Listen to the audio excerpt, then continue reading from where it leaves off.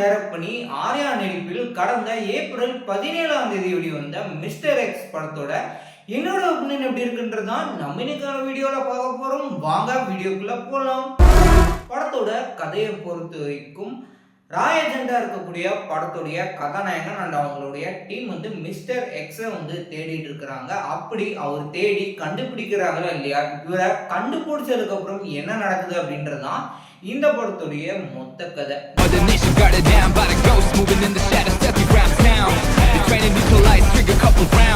இந்த படத்தை எதுக்காக போய் பார்க்கணும்?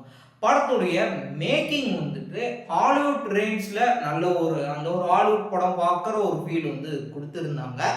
அண்ட் படத்துல குறிப்பிட்ட ஒரு காட்சி இந்த ஹாலிவுட் படத்துலலாம் 2 கேரக்டர்ஸ் ஃபைட் பண்ற மாதிரி இருக்கும் இல்லையா, ஒரு மேல் ஒரு ஃபீமேல் அப்படின்னு சொல்லிட்டு ஒரு ஷீல்டு வச்சுட்டு ஃபைட் பண்ற மாதிரி இருக்கும். அந்த மாதிரி இந்த படத்துலயும் ஒரு காட்சி நல்லா பண்ணியிருந்தாங்க. சினிமோட்டோகிராஃபி அப்படின்ற ஆஸ்பெக்ட்ல படத்துல ஒரு சில ஷார்ட்ஸ்லாம் ஆக்சுவலா அந்த படம் எடுத்துட்டீங்கன்னா படம் நிமிஷத்துக்கு நிமிஷம் விறுவிறுப்பா அந்த படம் போகுது. படத்துடைய ஃபர்ஸ்ட் ஹாஃப் பொறுத்த வரைக்கும் ஒரு பக்கம் காதல், இன்னொரு பக்கம் ஆக்ஷன், மறுபக்கம் த்ரில்லர் அப்படின்னு சொல்லிட்டு டக்கு டக்குன்னு காட்சிகள் நகருது. ஸோ அதனால ஒரு 2 hours 30 minutes நம்ம படம் பார்க்குறோம் இல்லையா, ஸோ அந்த ஒரு 2 hours 30 minutesல நம்மளுக்கு துளி கூட போர் அடிக்காத அளவுக்கு படத்துடைய திரைக்கதையை அழகா கொண்டுட்டு போயிருந்தாங்க.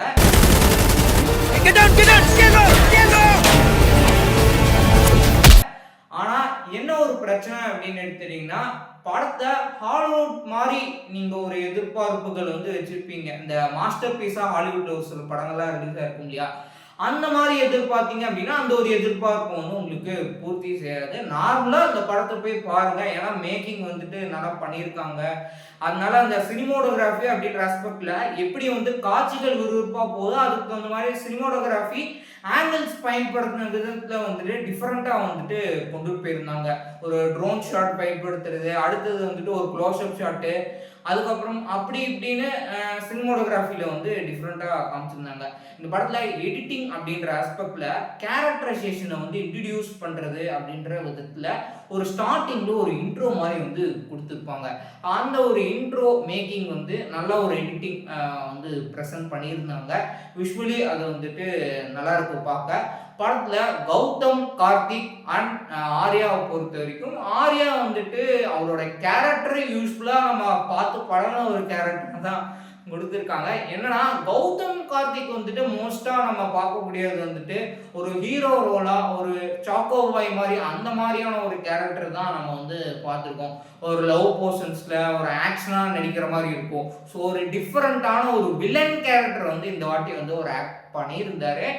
அண்ட் கேரக்டர் 2 பேரும் இன்ட்ரடியூஸ் பண்ற விதத்துல இவர் என்னமோ பண்ண போறா இருப்பா அப்படின்ற ஒரு எதிர்பார்ப்புல ஒரு கௌதம் கார்த்திகோட கேரக்டர் இருந்தது. அண்ட் கடல்ல இருந்து என்ட்ரி ஆகிற மாதிரி ஆர்யாவுடைய இன்ட்ரோடக்ஷன் 2 பேருக்கும் நல்லா பண்ணியிருந்தாங்க.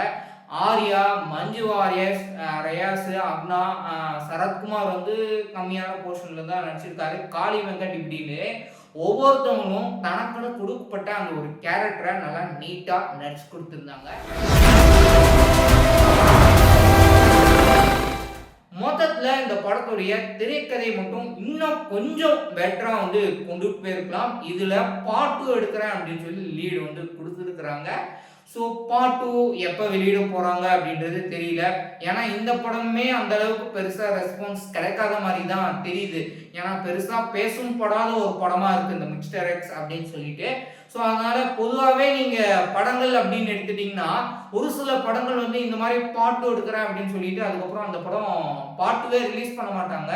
அதுக்கான காரணம் படத்துடைய ஃபர்ஸ்ட் பார்ட் அந்த அளவுக்கு வசூல் ரீதியாகவும் அவங்களுக்கு அந்த அளவுக்கு லாபம் அடைஞ்சிருக்காது அப்படின்ற ஒரு காரணத்தினால தான் செகண்ட் பார்ட் எடுக்காம இருந்திருக்கலாம். மேபி இது ஒரு காரணமா இருக்கலாம். ஸோ அந்த படத்தை நீங்க பார்க்கணும்னு நினைச்சீங்கன்னா தியேட்டர்ல போய் பார்த்து என்ஜாய் பண்ணுங்க.